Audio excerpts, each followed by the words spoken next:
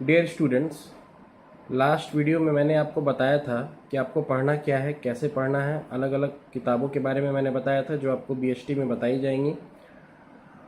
मैं चाहता हूँ ज़्यादा से ज़्यादा लोग आप लोग देखें, वीडियोस को देखें, आप लोग लाइक करें। आप लोगों को अगर कोई फीडबैक देना हो तो आप लोग कमेंट कर सकते हैं और ज़रूर से ये चैनल सब्सक्राइब करें, जिससे मैं आपको अपडेट देता रहता हूँ आगे आने वाले समय पे। तो हम लोग बात कर रहे थे पहले चैप्टर के लिए कि हम जब नेक्स्ट वीडियो जब देखेंगे, जब बनाएंगे, तो फिर हम लोग पहले चैप्टर पे फोकस करेंगे। So the first chapter is nature and significance of management. जैसा नाम इस चैप्टर का बता रहा है, nature and significance of management, मतलब मैनेजमेंट के बारे में हमें जानना है, पढ़ना है। उसका नेचर कैसा है, उसका सिग्निफिकेंस कैसा है, मैनेजमेंट कहते किसे हैं, मैनेजमेंट के ऑब्जेक्टिव्स क्या हैं, मैनेजमेंट के रोल्स क्या हैं, मैनेजमेंट के फीचर्स क्या हैं। ये सारी चीज़ें हम लोग डिटेल में डिस्कस करेंगे। तो अक्सर ये वर्ड हम लोग इस्तेमाल करते हैं कि मैनेजमेंट, इस इंस्टीट्यूशन का मैनेजमेंट अच्छा है या ख़राब है, इस कॉरपोरेशन का, इस कंपनी का मैनेजमेंट अच्छा है या ख़राब है, हम अपने आप को मैनेज नहीं कर पा रहे हैं। ये वर्ड हम लोग अक्सर इस्तेमाल करते हैं, ये बोलचाल की लैंग्वेज में ये वर्ड इस्तेमाल में आता है। लेकिन जब बीएसटी पढ़ते हैं तब आपको ये समझ में अच्छी तरीके से आ जाता है कि आखिर इस टर्मिनोलॉजी का मतलब क्या होता है। जिस मैनेजमेंट टर्म का इस्तेमाल हम लोग बार बार करते हैं उसका मतलब क्या होता है। तो अगर मैनेजमेंट की बात करें तो आप मैनेजमेंट को ब्रेकअप कर लेंगे तो आप पाएंगे मैनेजमेंट, MANAGEMENT, ये मैनेजमेंट की स्पेलिंग है। तो manage plus man plus T. अगर आप मैनेजमेंट को ब्रेक करेंगे तो manage plus man plus T, ये तीन वर्ड आपको निगाह में आएंगे। You will find these three words. अब मैनेज और मैन तो आपको समझ में आ रहा है। ये टी क्या है? टी का मतलब होता है timely and tactfully. So managing man timely and tactfully is called management. अगर ले मैन को अगर डिफिनीशन बतानी हो, समझानी हो, तो आप इसी तरीके से बताएंगे। लेकिन अगर आप एज अ कॉमर्स स्टूडेंट अगर मैनेजमेंट को डिस्क्राइब करेंगे तो आप कैसे करेंगे? उस केस में हम कहेंगे management is the art of getting the things done in an effective and efficient manner. Management एक आर्ट है जिससे हम किसी भी टास्क को, किसी भी काम को हम पूरा कर सकते हैं एक एफिशिएंट और इफेक्टिव वे में। एक तो डिफिनीशन ये है। दूसरी डिफिनीशन जो हम लोग ऑफन इस्तेमाल करते हैं, लिखते हैं, वो ये है कि management is a process of planning, organising, staffing, directing and controlling the resources in an effective and efficient manner so as to achieve the predetermined objective of business। ये भी एक डिफिनीशन है जिसे हम लोग इस्तेमाल करते हैं। अब देखिए, जो पहली डिफिनीशन मैंने जो आपको जो बताई थी, management is the art of getting the things done in an effective and efficient manner, इसमें दो वर्ड आ रहा है, बाकी तो सारी चीज़ें आपको समझ में आएंगी। ये इफेक्टिव क्या है, ये एफिशिएंट क्या है, पहले हम लोग इस डिफिनीशन को देखेंगे। यहाँ पे दो वर्ड्स निकल के सामने आए। ये तो आपको समझ में आ गया कि management is the art of getting the things done in effective and efficient manner. अब ये इफेक्टिव क्या है, एफिशिएंट क्या है? इफेक्टिव का मतलब होता है doing the things done, doing the things in a right manner, काम को, टास्क को सही तरीके से कर लेना, इसे हम कहते हैं इफेक्टिव। इफिशिएंट का मतलब क्या हो गया? एफिशिएंट का मतलब हो गया कि इस काम को कितनी अच्छी तरीके से पूरा किया जाए, द डिग्री ऑफ प्रिसाइजनेस।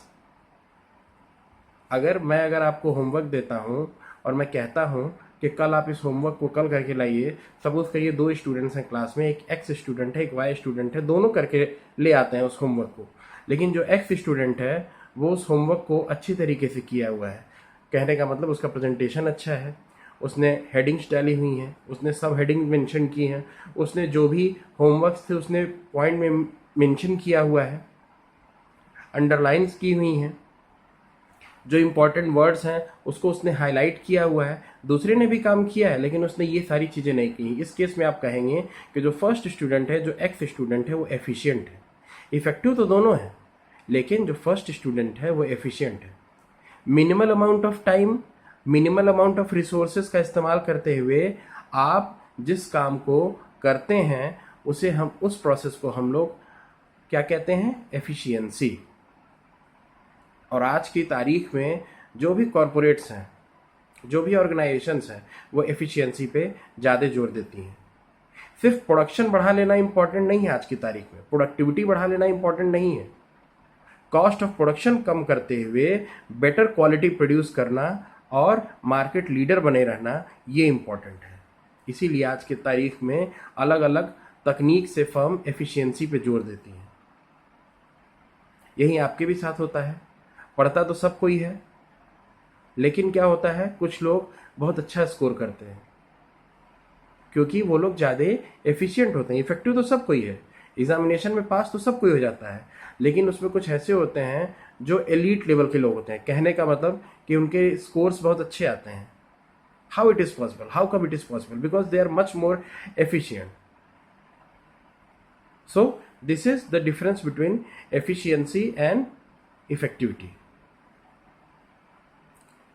तो ये पहली definition थी, that management is the art of getting the things done in an effective and efficient manner. Now moving on to second definition.